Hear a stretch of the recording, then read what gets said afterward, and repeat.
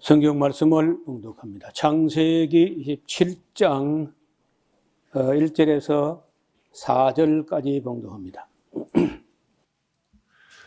이삭이 나이 많아 눈이 어두워 잘 보지 못하더니 맏아들 에서를 불러 가로되 내 아들아 하매 그가 가로되 내가 여기 있나이다 하니 이삭이 가로되 내가 이제 늙어 어느 날 죽을는지 알지 못하노니 그런즉 내 기구 곧 전통과 활을 가지고 들에 가서 나를 위하여 사냥하여 나의 즐기는 별미를 만들어 내게로 가져다 먹게 하여 나로 죽기 전에 내 마음껏 내게 축복하게 하라.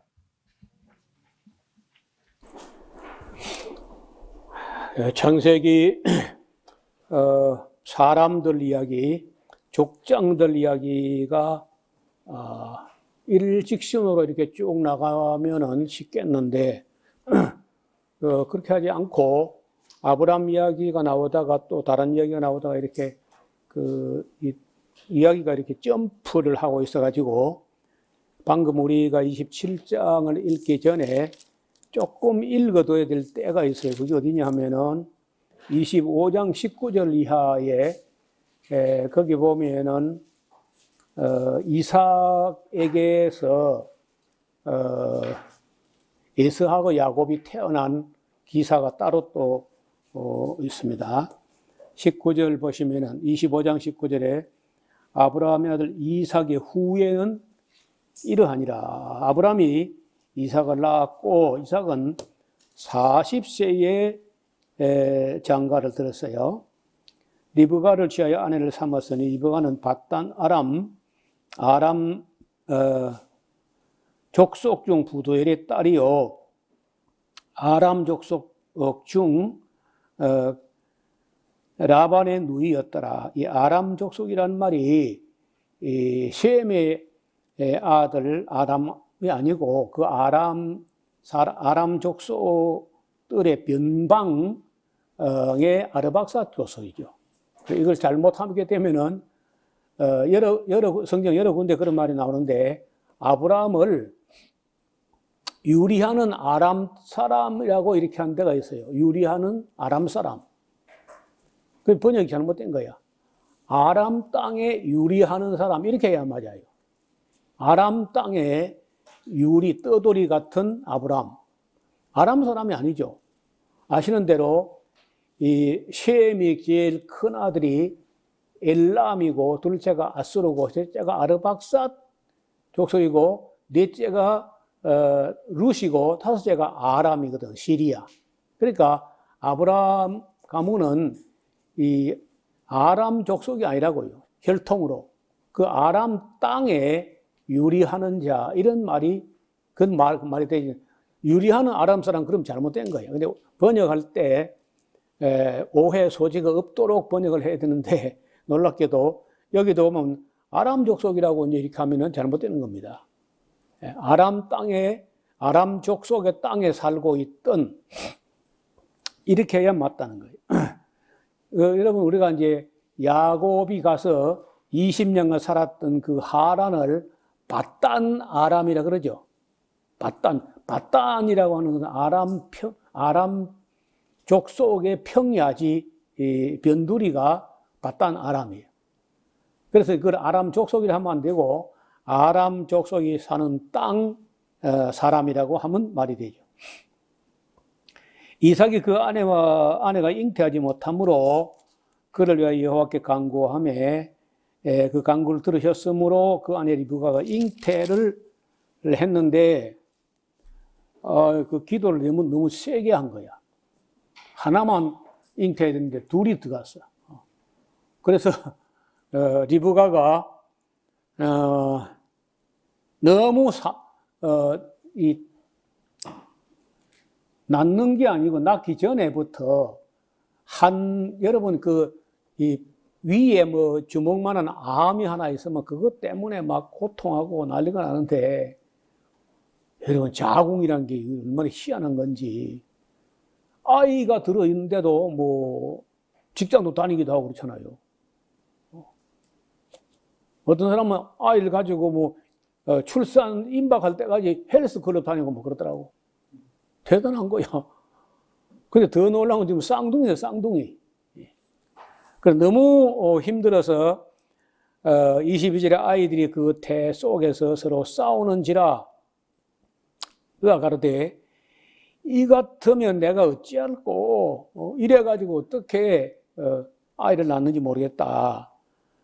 가서 여호와께 묻자온데 여호와께서 그에게 이르시되 야, 두 국민이 네 태중에 있어 그래야 두 민족이 네 복중에 있다니까.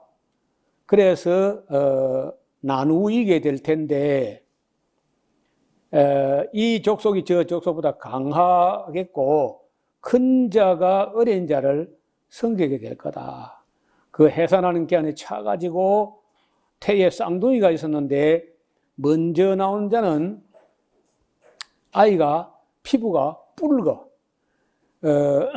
전신이 금붉어 가돛 같아서 이름을 뿍다 해서 에서라고 하였고 후에 나온 아우는 손으로 에서의 발꿈치를 잡았으므로 그 이름을 야곱이라 하였으며 리브가가 그 아들을 낳을 때 이삭의 나이 62세였다. 세상에 결혼 40살에 했는데 62세까지 애를 못 낳은 거야. 그러니 뭐 애가 많이 탔죠. 60세, 아예 60세였다. 예. 60세, 20년이구나. 20년을 아이를 기다린 거예요. 기다리다 뭐 안 태어나니까 이제 기도를 했는데 쌍둥이가 나온 거예요. 이 아이들이 장성할 때에 에서는 익숙한 사냥꾼인 거로 들을 사람이 되고 야곱은 조용한 사람인 거로 장막에 거한다. 자, 요즘 말로 하면 이란성 쌍둥이라고 할 수 있는데, 여러분, 그 사람의 성격, 개성, 특성 중에 일부는요, 타고나는 것 같아요. 타고나는 거예요. 일정 부분은 타고나는 거예요. 그리고, 교양 훈련과 무슨 교육이나 이런 걸로 많이 교정됩니다.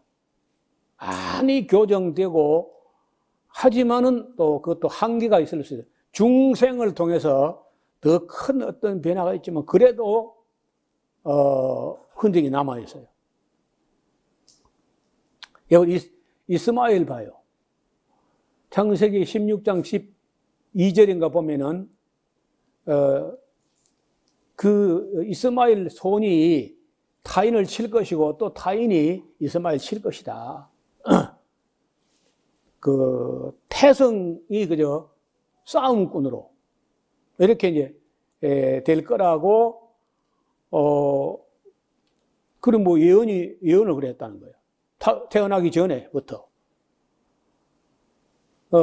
여기 지금 야곱과 에서도 아무리 봐도 한 배에서 난 쌍둥이인데도 불구하고 이란성 쌍둥이고 성격이 너무 차이가 나요. 그 이제 에서는 들 사람이야. 완전히 그저 사냥을 좋아하고 집에 붙어 있지 않고 막 바깥을 나돌고 이런 편이고, 야곱은 좀 조용한 사람이고 집에 있기를 좋아하고 그래요. 최근에 제가 무슨 영화를 하나 봤는데, 목사 이야기야. 목사, 글쎄, 정식으로 신학을 해서 목사가 된 건 아니고, 어떻든 목사는 목사야. 그래서 무슨 목사냐면요, 머신건 목사야.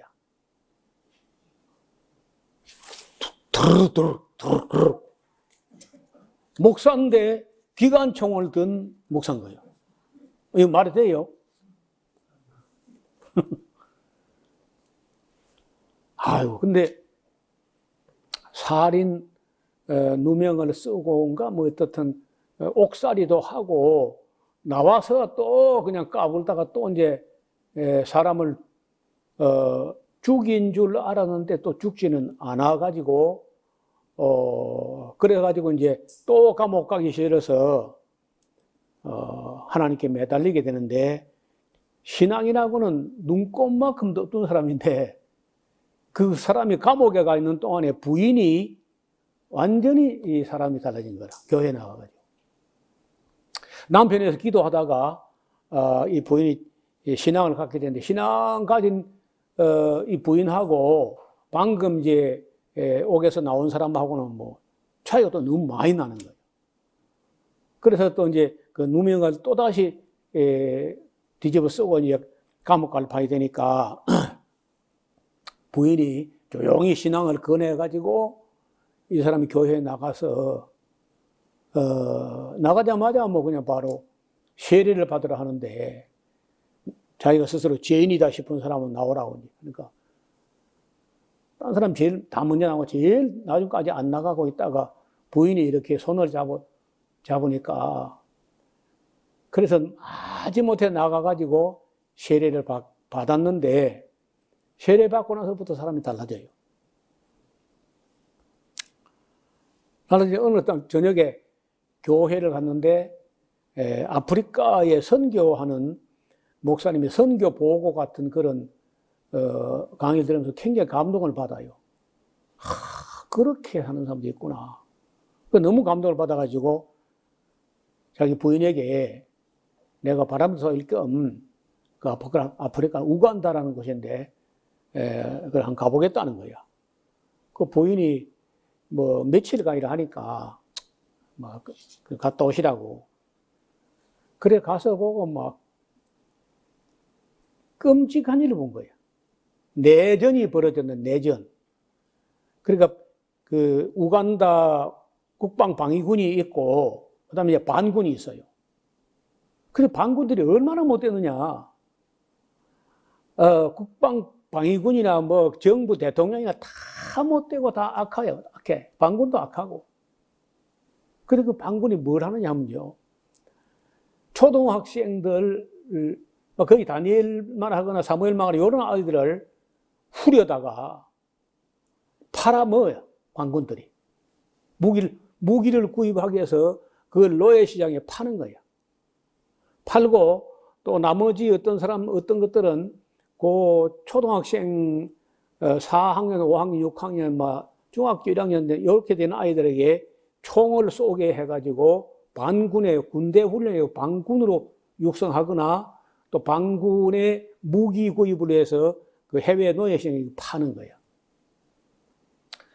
그렇게 그런 사람들 상대로 이제 사역을 하다 보니까 나중에 뭐 차가 이 사람 선교사가 아직 아닌데 이제 답사러 간 사람이 막 총알 세례를 받기도 하고 막 그리고 이 사람이 완전히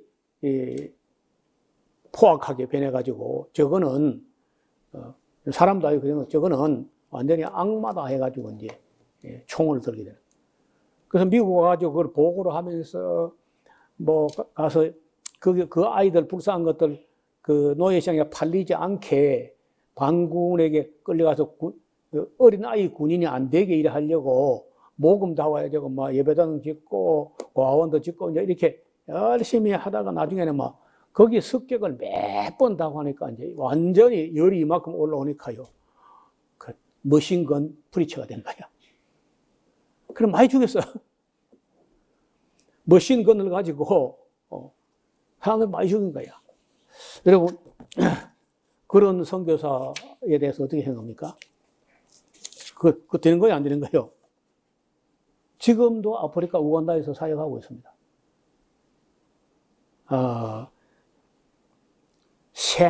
이름이 샘 칠더스라는 선교사인데 지금도 우간다에서 총 가지고 하는지 이제 모르겠어요. 바로 얼마 전까지도 그 영화가 나올 때까지만 해도 현역 선교사로 일하고 있다. 여러분 그 소위 말해서 해방신학이라는 신학이 있었어요. 남미에서 그런 일이 벌어졌는데 그 남미에서 엘살바도르 그런 데서 반군들이 얼마나 악랄하게 하는지요. 정부군도 정부 관료, 대통령부터 정부 관료도 타락하고 부패하고 반군들은 더 악해. 근데 반군을 누가 지원해요? 미국이 지원하는 거야.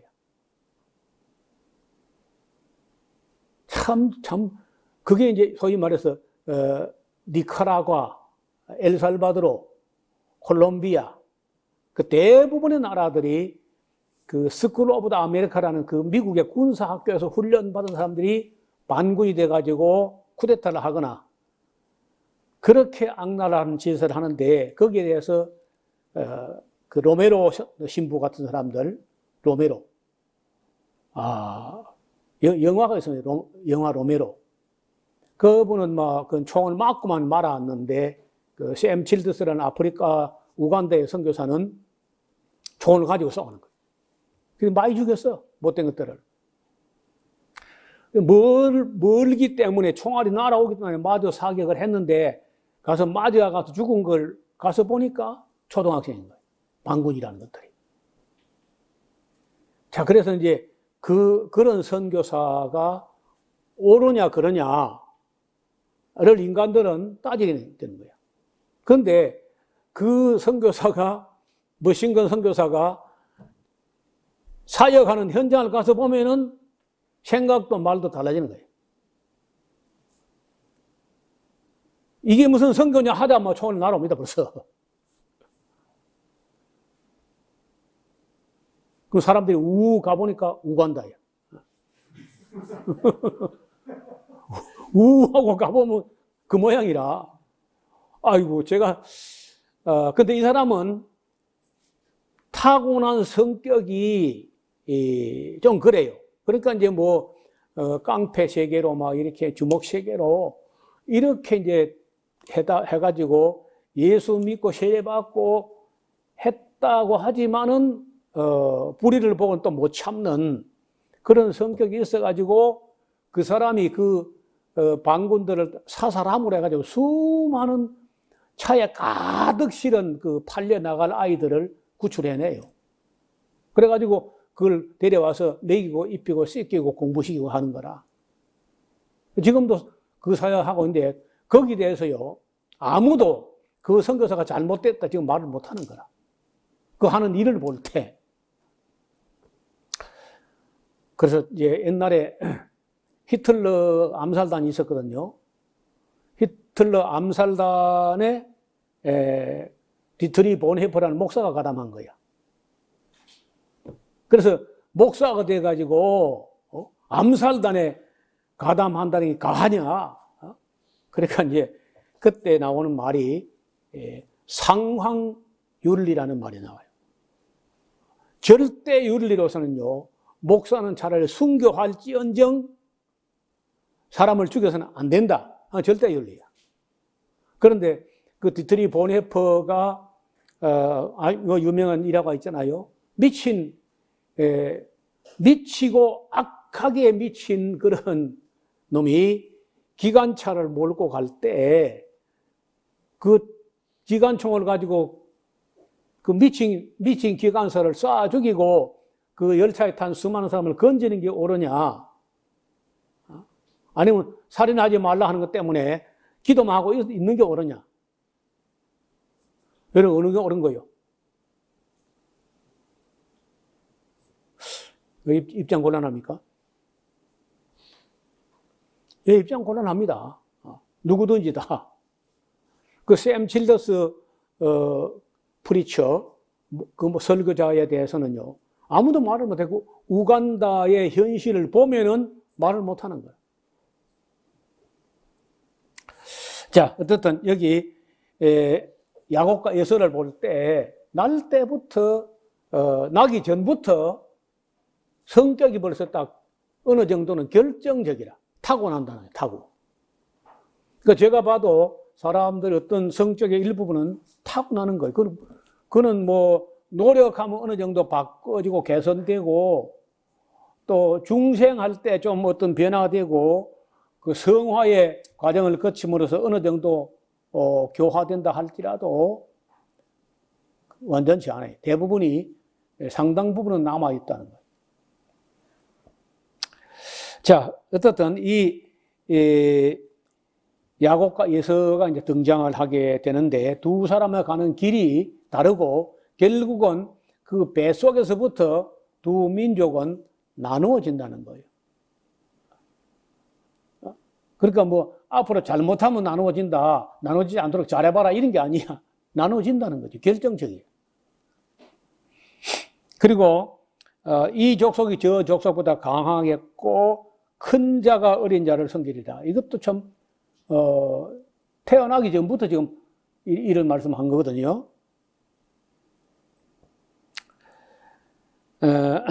자, 이삭은요 에서의 사냥한 고기를 좋아함으로 그를 사랑하였고 리브가는 야곱을 사랑하였더라. 야곱이 죽을 쏘았더니 에서가 들에서부터 돌아와서 심히 곤비하여 야곱에게 이르되 내가 곤비하니 그 붉은 팥죽이죠. 붉은 것을 나로 먹게 하라 한지라. 그러므로 에서의 별명은 에돔이더라. 야곱이 가로되 형의 장자의 명분을 오늘날 내게 팔라. 어려 가지고도 불과 몇 초 사이로 뒤에 나왔다 해서 이제 그 동생이 된 게 서러운 거야. 그래서 장자의 명분을 팔라는 거야. 에서가 그러지, 아이고 젠장 죽게 된데 뭐 장자의 명분이 무슨 소용이야. 그건 내게 무엇이 유리가 빨리 그냥 장자 명분이고 뭐고 다 니하고 빨리 그 팥죽이나 빨리 줘 빨리. 야곱이 그래도 오늘날 내게 맹세해라. 에서가 또 그래 그리고 맹세하는 맹세 오케이 맹세. 장자의 명분을 야곱에게 팔았어요. 팥죽 한 그릇에. 자, 야곱이 떡과 팥죽을 에서에게 주매 에서가 먹으며 마시고 일어나서 갔으니 에서가 장자의 명분을 경홀히 여김이었더라.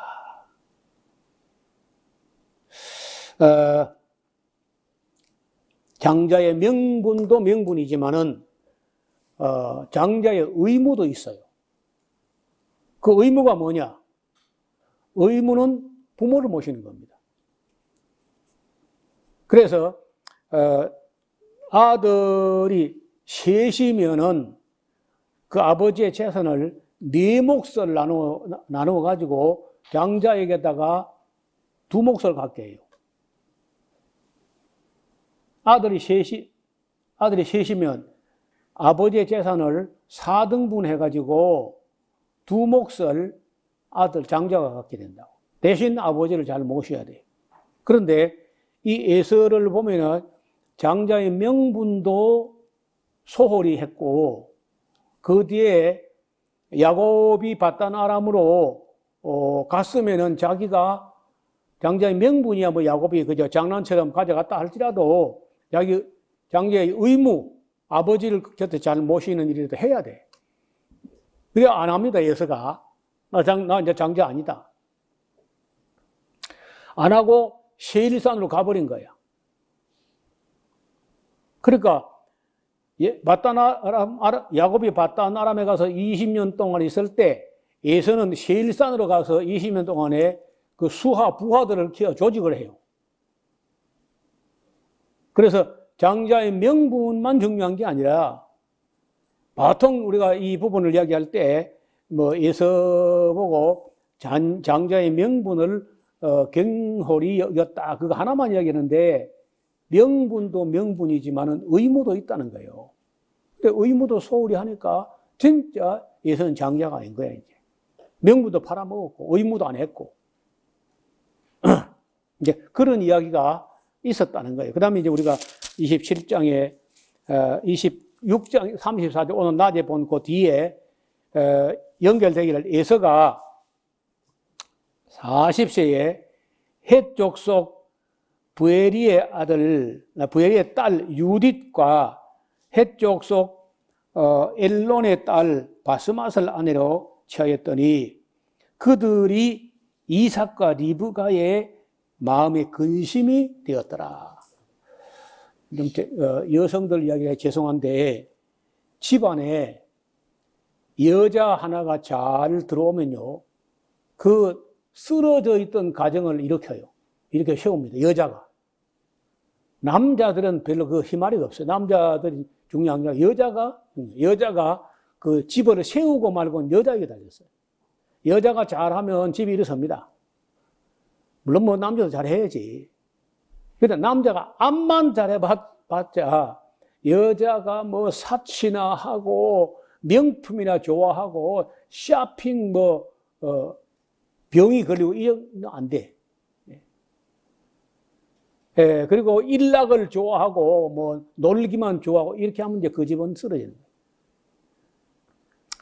여기 지금 해쪽 속에 딸이 딸 둘을 또 지었네. 그것도 잘못된 거예요. 해쪽 속에 딸을 데려온 것도 잘못이고 또 둘씩이나 데려온 것도 잘못이라. 그러니까 이것이 이삭과 리브가의 축복의 대상이 된 게 아니라 근심거리가 됐다는 거예요. 그러면 그러니까 이게 이제 제가 볼 때 왜 에서가 자기 아버지 어머니를 안 모시고 세일산으로 갔을까 하는 볼 때 이제 의무를 소홀히 한 것도 있고 이 해쪽 속 여자들 둘이가 또 문제요소를 했어요. 그런 말을 세세하게 기록되지 않았지만 어떻든 간단하게 이삭과 리브가의 근심이 되었다. 며느리로 들어온 사람이 시아버지, 시어머니의 근심거리가 된다면 이건 곤란해.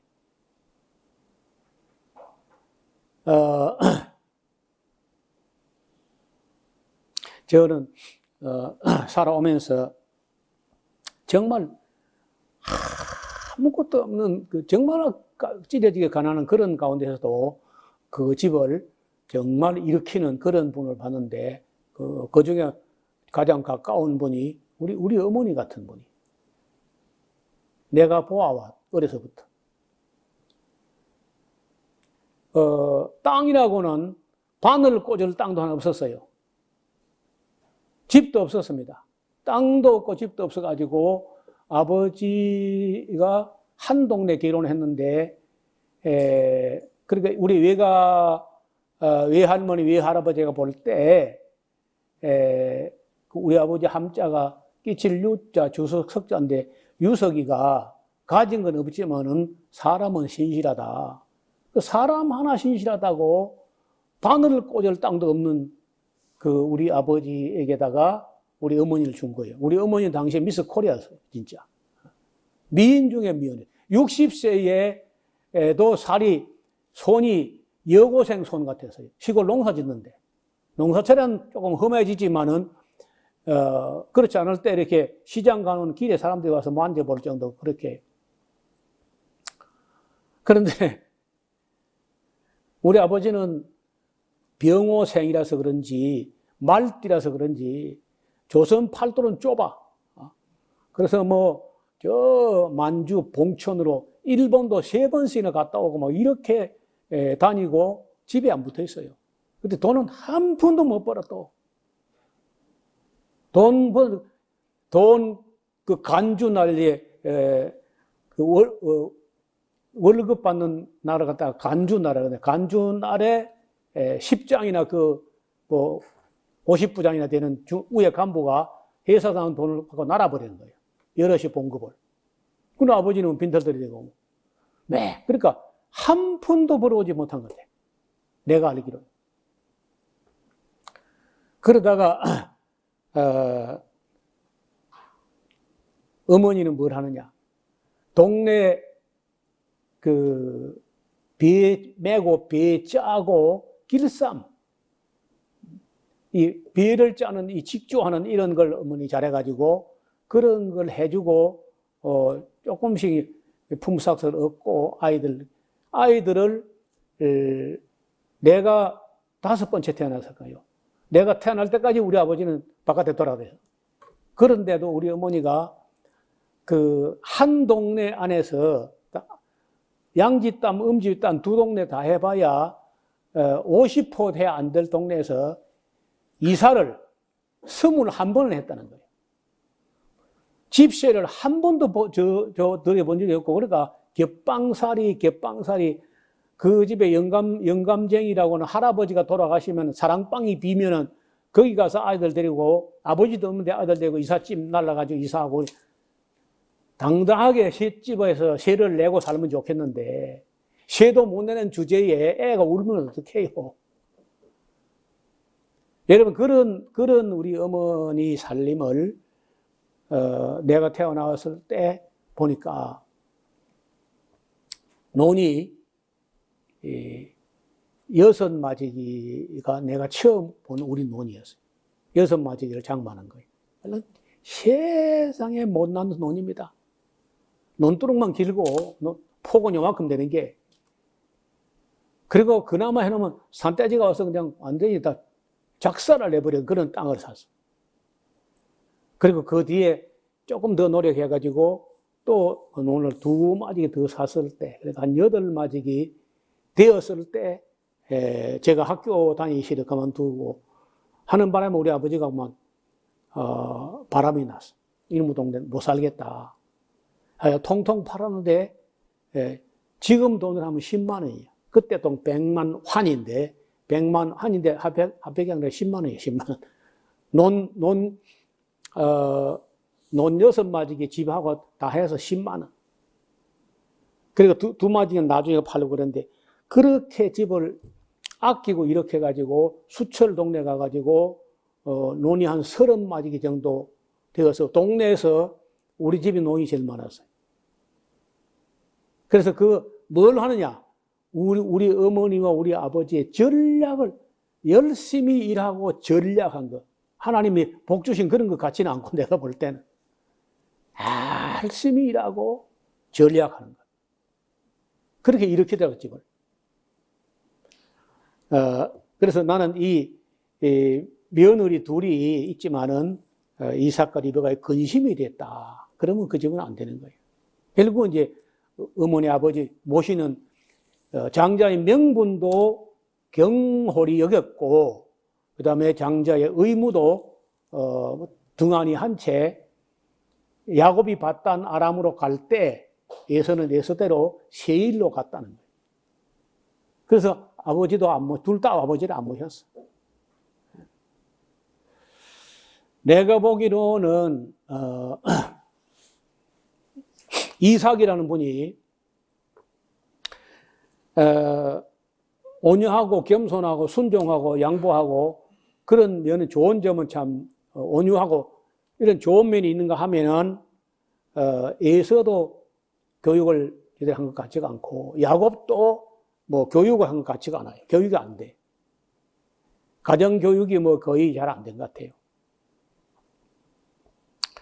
자, 그리고 이제 우리가 27장 오늘 보면은 이삭이 나이 많아 눈이 어두워 잘 보지 못하였더라. 그러면 그때가 몇 살 때쯤 되냐 하면은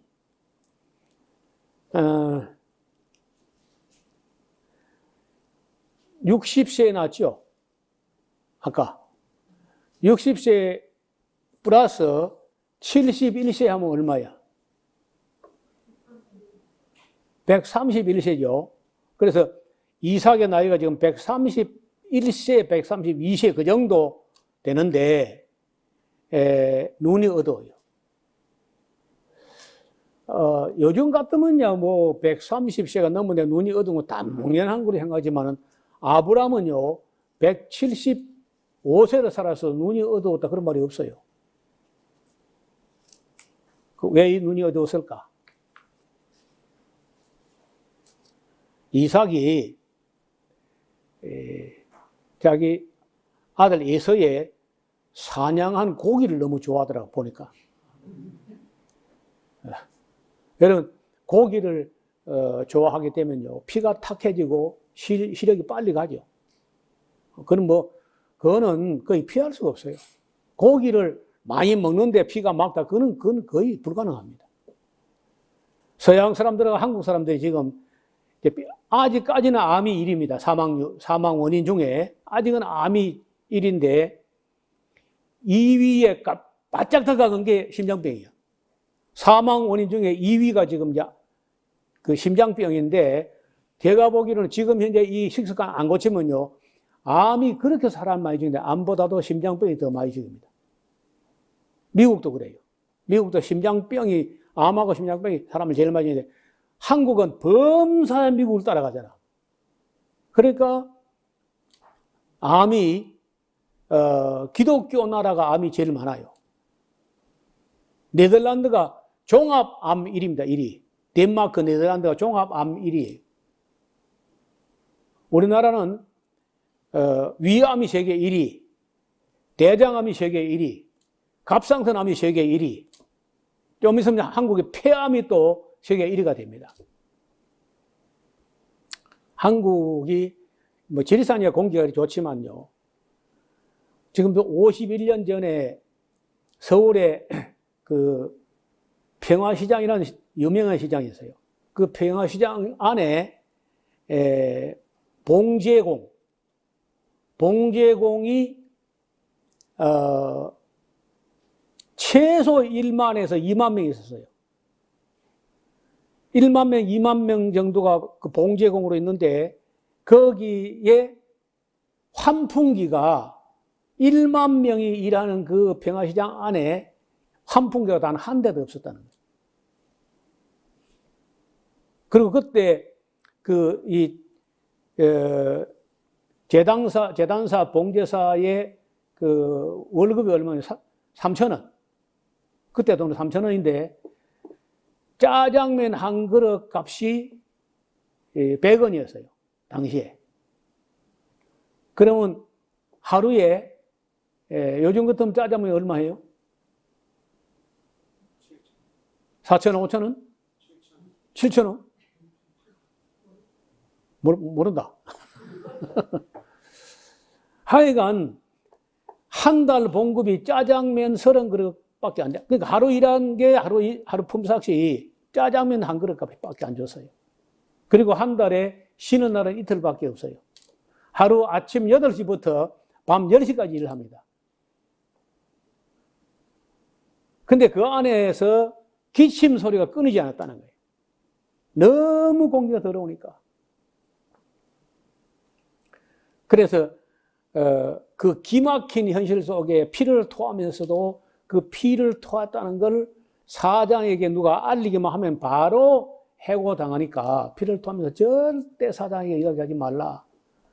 그 보고 그 기막힌 현실을 바라보는 눈이 있었어요. 그 사람이 그 누구냐? 그 전태일 씨. 16살짜리가, 다니엘 지금 몇 살이지? 예? 15? 예. 다니엘보다 한 살 많았던 전태일이 거기에 들어가가지고 무슨 일은 아무리 돈도 좋지 무슨 일이 세상에 있느냐 해가지고 어떻게 이놈의 세상은 법도 없는가 해서 찾아보니까 법이 있더라는 거예요. 그게 법이 뭐냐? 근로기준법이라.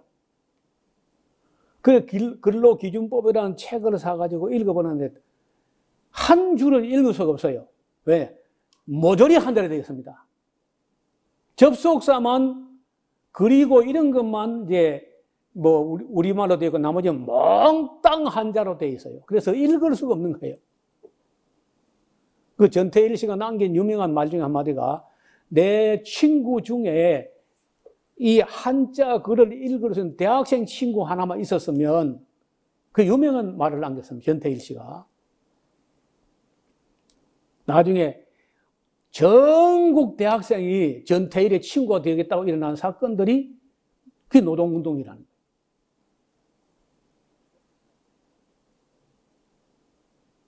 여러분, 우리가 지금까지 무슨 뭐 박정희가 우리를 잘 살게 돼 이승만 그 개똥 가서 하지 말라 그래. 노동자들의 피눈물은 그들도 보지도 않는 사람들 하는 소리야.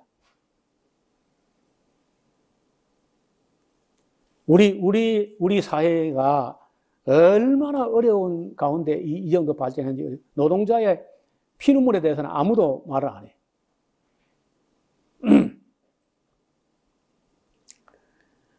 그래서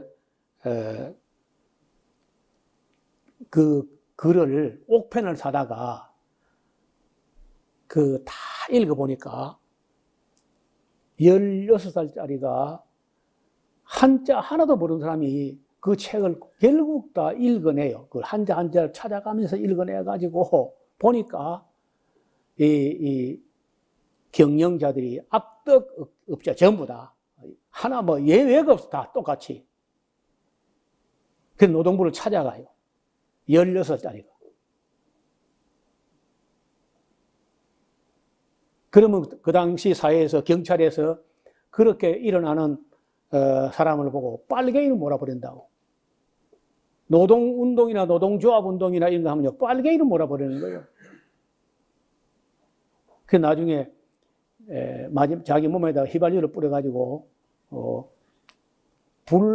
자기 몸을 불사라면서 말한 이 말은 사람들이 온 국민이 들어야 되지 않느냐. 근데 국민들은 안 듣고 공무원 또 경찰도 안 들었지만은 그 대학생들이 다 들고 있는 거예요. 여러분 그때 우리나라에서는 신학 중에요 민중신학이 나왔어요. 우리가 바로 신학할 때 그 민중신학이 나와가지고 막 지탄을 받기도 하고 했는데 심지어 좀 급진적으로 나가는 신학자들은 뭐라 하느냐. 전태리야말로 노동자들을 그 지옥에서 구원한 사람이다. 왜냐면 그 전태일이 죽은 후에 그 유언 따라서 그 청계 피복 노조라는 노조가 생겨요. 처음으로. 우리나라 처음으로 청계 피복 노조라는 게 평화시장 옥상에 가건물에 생긴 거예요. 그래서 신학 교수 중 어떤 분들이 오늘날은 예수님 이름으로 기도하면 하나님이 안 들으시고 이 전태일의 이름으로 기도해야 들으신다. 이런 말을 할 정도로.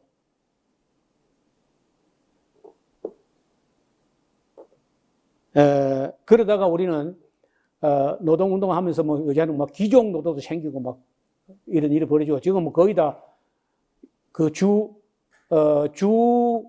1일은 반드시 쉬게 해야 되는 노동기준법에, 근로기준법에 그 한 주에 하루는 꼭 쉬게 되고 또 하루에 8시간 이상을 일시키면 안 되는 거라. 그 근로기준법에 그리 법을 정해놓고는 그 법을 가지고 법대로 하자 하니까 빨갱이를 몰았다는 거예요. 이런 우리 역사가 이런 역사입니다. 현대 역사가.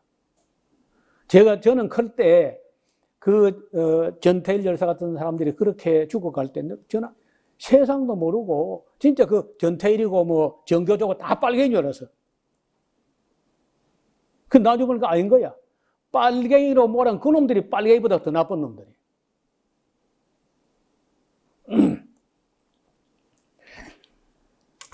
자, 여러분, 우리가 의무, 그 명분도 명분이고, 의무도 의무, 이걸 다 제대로 공부를 해야죠.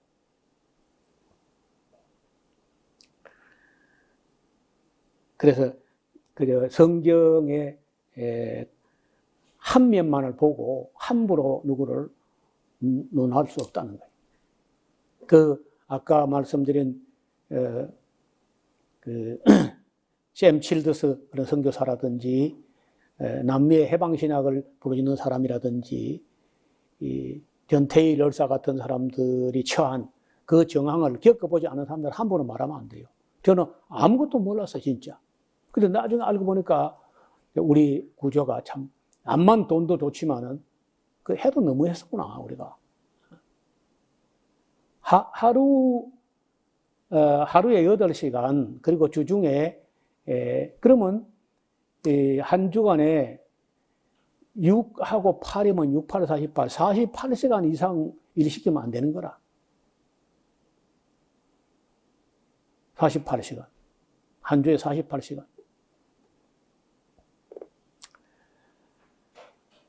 자, 이 131세, 132세 정도 될 때 눈이 어두웠다는 거예요. 그래서 그때 27장에 보면요, 2절에 이삭이 그랬어요. 내가 이제 늙어, 가로 열고 131세 혹은 132세 늙어 어느 날 죽을런지 알지 못하노니 180세에 죽을 거야. 나는 알아. 여러분도 알죠? 그럼 아직 얼마 남았어요? 그건 50년 남았다니까. 눈이 어두운 채 앞으로도 50년 더 살아야 돼, 50년. 그런데 지금 벌써 눈이 어둡다는 거예요. 눈이 얼마나 어두우냐? 눈으로는 에서인지 야곱인지 몰라. 아들 둘을 놓고 몰라요. 음성을 들어보고 분별할 정도로 눈이 많이 어두워져.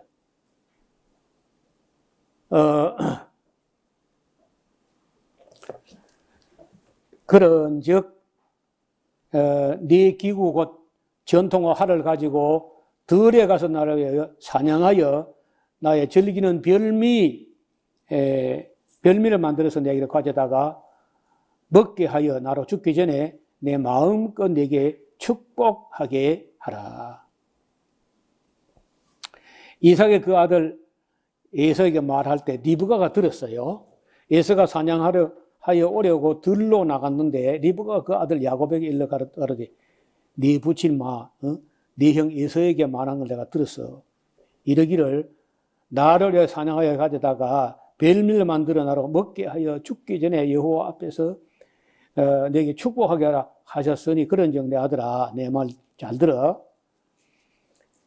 내가 네게 명하는 대로 염소 떼에 가서 거기서 염소의 좋은 새끼를 가져다가 내가 그것으로 네 부친하여 즐기시는 별미를 내가 만들 거야. 내가 그것을 가져 네 부친에게 들여서 그로 죽으시기 전에 네게 축복하기 위하여 잡수시게 해라. 야곱이 그 모친 리브가가 이르되 내 형 에서는 털 사람이요 나는 매끈매끈한 사람인즉 그 많이 달랐더니 이란성 쌍둥이라도 차이가 많이 났던 것 같아요. 여호와께서 나를 만지실진데 내가 아버지에게 속이는 자로 베일지라 복은 고사고 저주를 받을 가나이다. 어미가 그 얘기를 해 내 아들아 너의 저주는 내게로 돌리리니 내 말만 듣고 그저 가서 가져와 빨리. 그래서 그가 가서 취하여 어미에게로 가져왔더니 그 어미가 아베 즐기시는 별미를 만들었더라. 리브가가 집안 자기 처소에 있는 마들에서 좋은 의복을 취하여 작은 아들 야곱에게 입히고 또 염소 새끼 가죽으로 그 손과 손목에 매끈매끈한 곳에 꾸미고 그 만든 별미의 떡을 자기 아들 야곱의 손에 주매 야곱이 아버지에게 가서 아버지 하고 그러는데 그랬더니 내가 여기 있노라. 내 아들아 네가 누구냐?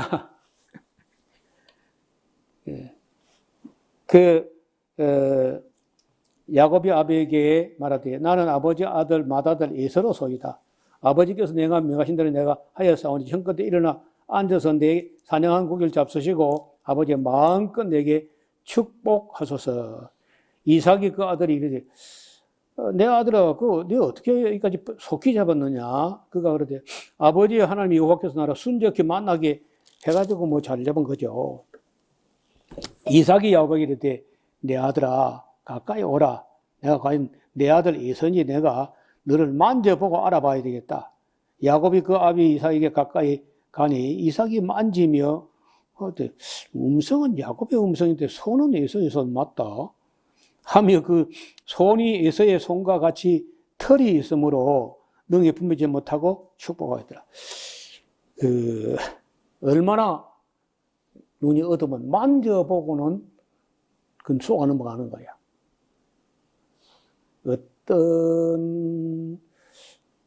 기억은 안 나는데 어떤 분의 설교 이 해석은 이삭이 알았다는 거예요. 이삭이 알았지만은 그걸 이렇게 되는 게 운명인가 보다 하고 알면서 쏘가주는 척 했다. 이렇게 이야기를 하는 분도 누구한테든지 모르겠지만 들었어요. 저는 뭐 주장할 만한 건 없습니다만 어떻든 그렇게 보는 분도 있더라고. 이삭이 그러되 네가 내 아들 예서냐 그 가로되 그러하나이다. 이삭이 가로되 내게로 가져오라.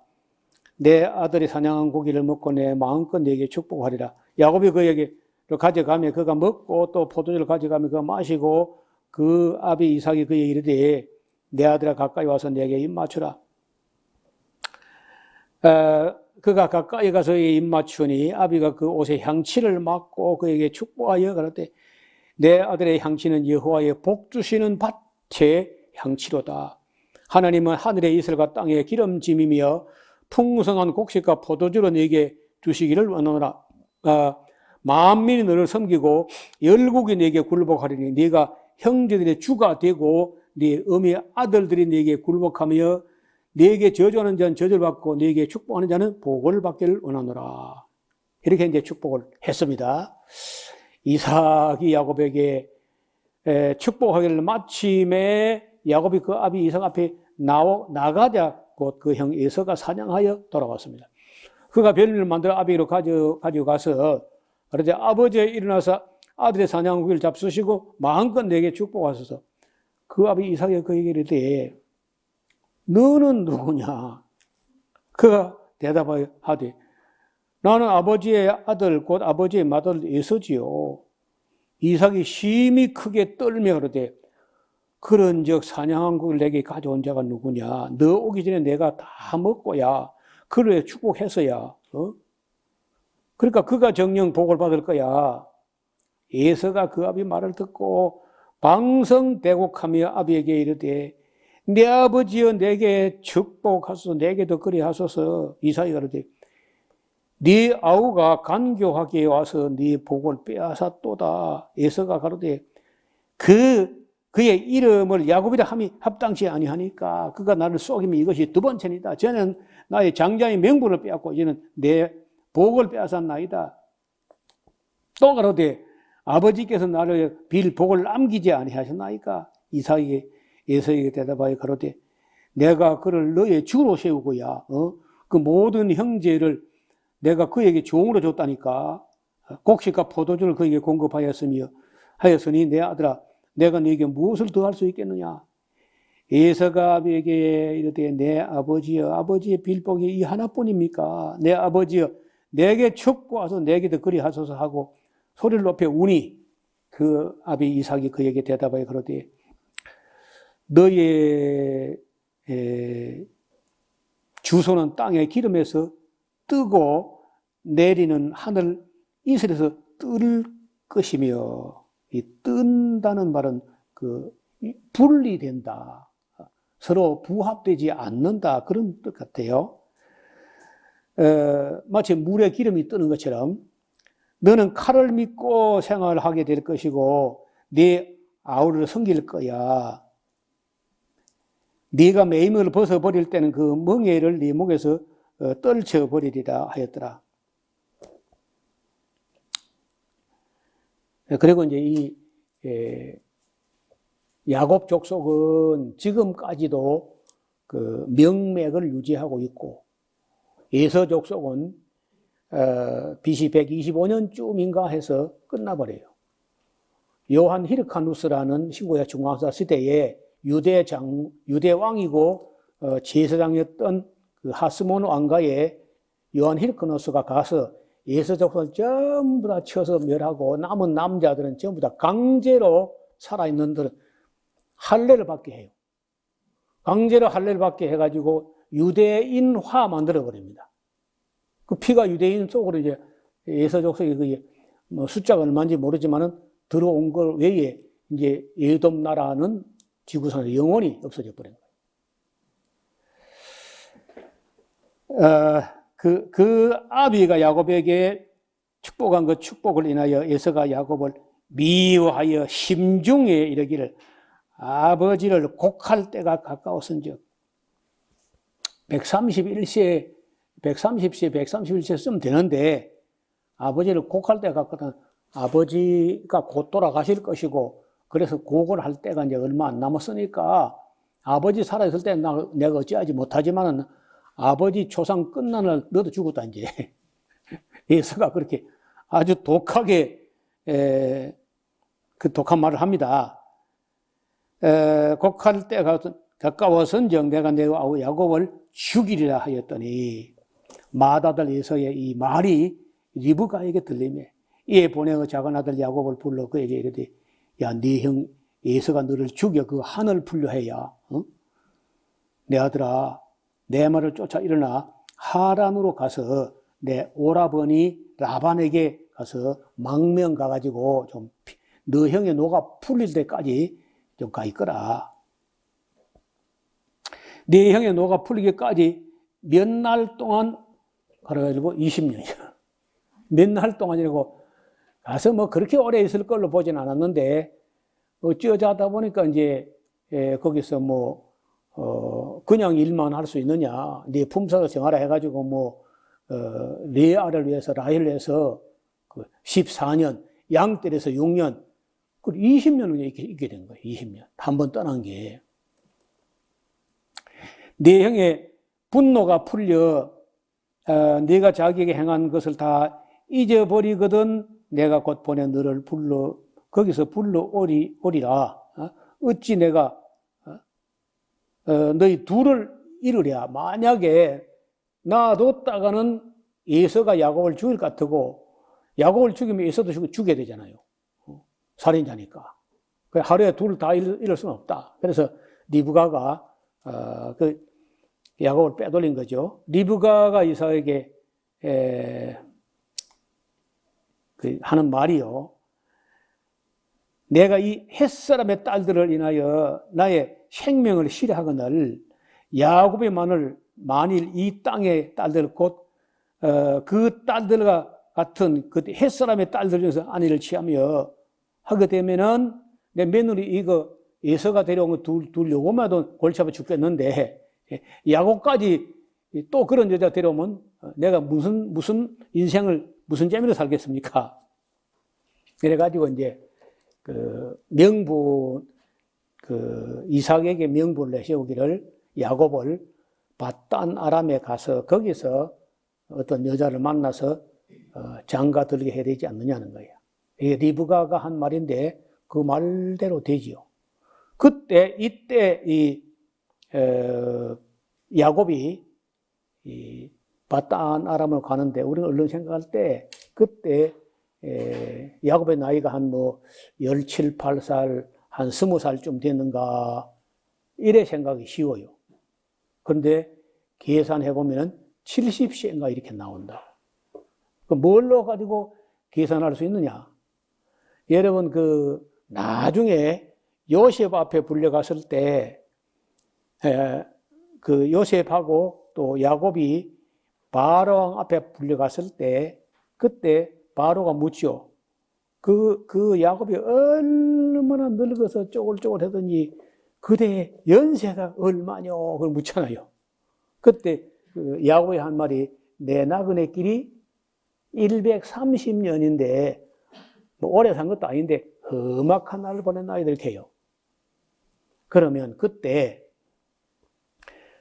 야곱이 130세 될 때 요셉이 몇 살이었냐 하면요. 요셉이 애굽에 갈 때가 17살이었어요. 애굽으로 팔려갈 때. 그러다가 13년간 종살이 옥살이 하다가 30세쯤 총리가 되잖아요. 30세 총리가 됐는데 7년 동안 풍년이 들었어. 맞아요? 그러면 37세죠. 맞아요? 근데 2년 동안 또 흉년이 들었어. 그럼 몇 세야? 네? 39세죠. 39세인데 야곱이 130세야. 그럼 빼면 몇 살이야? 91세죠. 그러면 그 요셉을 낳아가지고 밧단 아람에서 나왔다고 손치고 91세에서 20세를 빼면 몇 살이야? 그러니까 지금 71세인 거예요. 71세 때, 71세가 될 때까지 장가를 못 들은 거야. 그러니까 이제 예서는 참다 못해가지고 햇사람의 딸들 둘씩이나 데려왔는데 야곱은 그것도 이제 못해가지고 71세 때 외가를 가가지고 거기서 이제 외사촌 누이 동생인가요? 그래 우리가 수많은 사람들이 이걸 못 믿어합니다. 말도 안 된다고. 어떻게 71세까지 장가 못 갈까 보냐, 뭐 이러면서 막 안 믿으려고 그래. 근데 계산해보면 맞잖아요.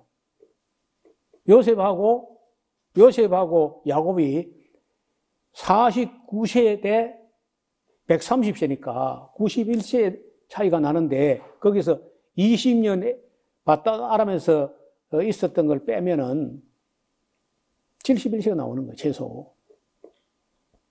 그래서 우리가 알던 거, 대충 알고 있던 거하고 세밀히 계산해 보면 상당히 다른 결과를 가끔 보게 됩니다. 자, 이렇게 해서 이제 이때부터 보면은 아시는 대로 뭐 뱃속에서부터 나올 때 네가 나간다, 먼저 나간다, 내가 먼저 나간다, 이렇게 이제 다투고, 또 장자의 명분 때문에 또 다투고, 아버지로부터 축복받은 그것도 다투고, 하여튼 뭐 야곱은요 어딜 가든지 다툼이 일어나. 왜 다툼이 일어나냐? 양보를 안 하니까. 이런 거예요. 아니 1분이든지 뭐 30초든지 그건 늦은 건 늦었잖아요. 그럼 자기 동생이지. 그건 어떻게 할 수 없는 거냐? 어떻게 할 수 없는 건데도 그걸 수용을 못해. 뭐 그것이 이제 뭐 세상 말로 운명이나 문명이고 이제 한데 어떻든 그걸 용납 못하는 거예요. 옛날에 그 체코슬로바키아 그 동굴아파 유럽의 절반이 동구가 공산화되었을 때 체코하고 슬로바키아가 두 나라가 이제 하나가 돼가 체코슬로바키아인데, 체코의 국방대학원의 국방대학원 교수 중에 그 비테슬라브 가르다프스키, 이름이 얼마나 긴지요. 비테슬라브 가르다프스키라 하는 그런 교수라든지, 또 철학자 중에 에른스트 블로크 같은 그런 철학자들이 어떻게 하느냐. 공산주의가 옳다는 말을 가지고 국민들에게 설득을 하는데 뭘 가지고 하느냐. 성경을 가지고 하는 거예요.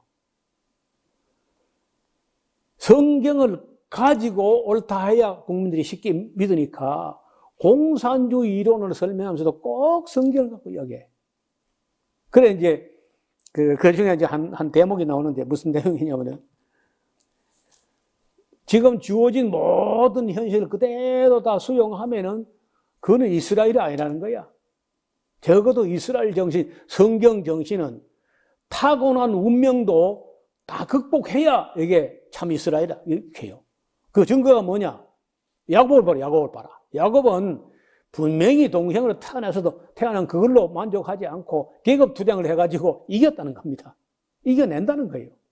그래서 이겨내고 쟁취해야 그게 이스라엘. 이렇게 이제 하는 겁니다.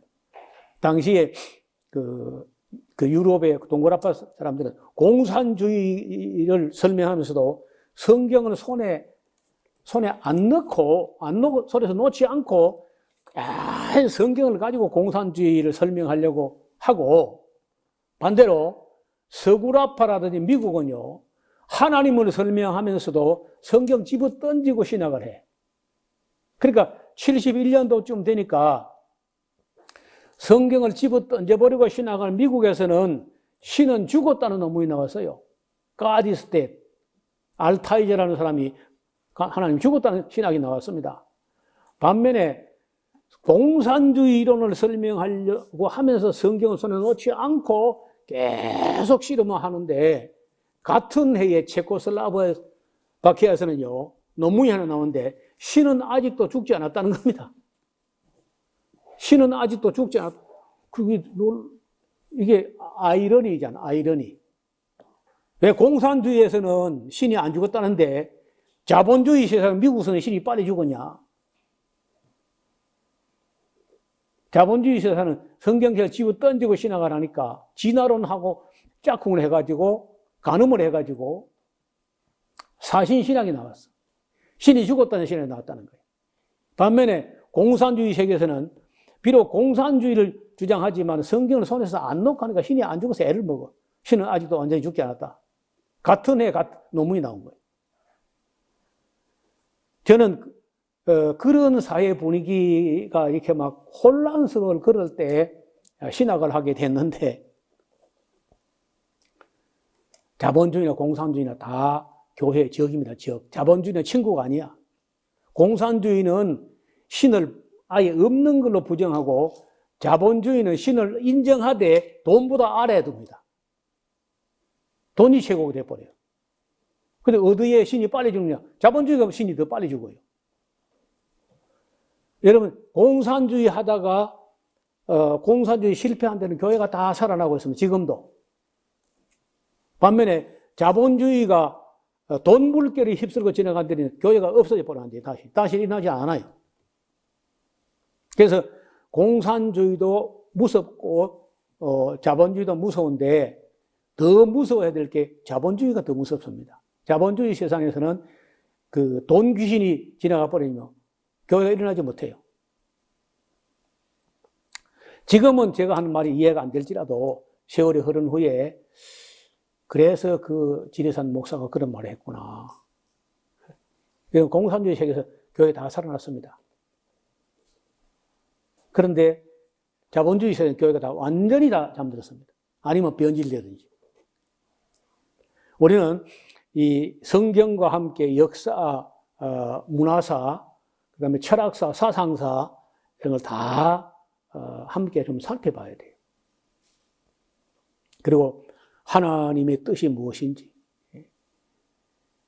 저는 비록 지금은 뭐 사람들이 별로 주목하지 않지만은, 창세기부터 계시록까지를 한 권도 안 빼고 다 설교하고 정리하면서 우리가 창세기부터 계시록까지 다 가르치는 교회를 시작을 했는데 숫자가 빨리 확장되지 않는 건 아쉬운 면이지만 그래도 제가 바라는 것은 주님 오실 때까지 인간 세상 풍조가 자본주의, 공산주의, 별의 별 모든 무슨 인간 사조 풍조가 갈리고 변하고 한다 할지라도 주님 오실 때까지 끝까지 서 있는 그런 교회로 남아있기를 주님의 이름으로 축원합니다. 기도드리겠습니다. 하나님 아버지, 오늘 하나님의 사람 이삭의 가정에서 어려운 일이 에서와 야곱 사이가 편하지 않은 그런 이야기를 진솔하게 기록된 말씀들을 읽어보았습니다. 얼마만큼 살아가면서 개선이 되는지 모르지만 날 때부터 타고난 성품과 개성이 한동안 오랫동안 거듭나는데 장애물이 되면서 애를 먹는 모습을 봅니다. 아버지는 오늘 우리 자신들 돌아볼 때 어떤 성품으로 어떤 성격으로 타고났던지 우리 자신들을 돌아보고 개선할 수 있는 부분을 최대한 개선되면서 성화의 길을 하게 도와주옵소서. 주의 영광을 가리우거나 주의 진리를 흐리게 하는 우를 범치 않게 하시고 세상 끝날까지 주님께서 천사장의 나팔과 호령으로 이 땅에 강림할 때까지 결코 세상 물결에 세상 사상에 휘둘리지 않고 끝까지 서 있는 그런 교회가 되게 하여 주옵소서. 예수님 이름으로 기도드리옵나이다. 아멘. 마음을 다하고 성품을 다하고 힘을 다하여서 여호와를 사랑하라. 내게 준 계명을 마음에 새기고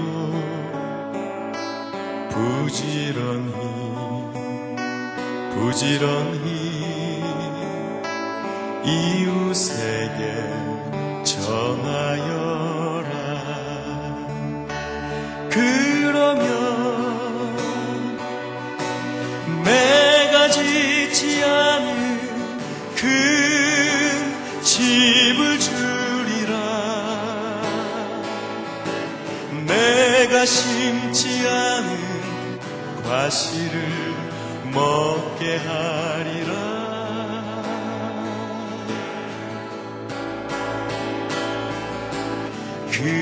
그러나 한 가지 잊지는 말아라. 죄인된 우리를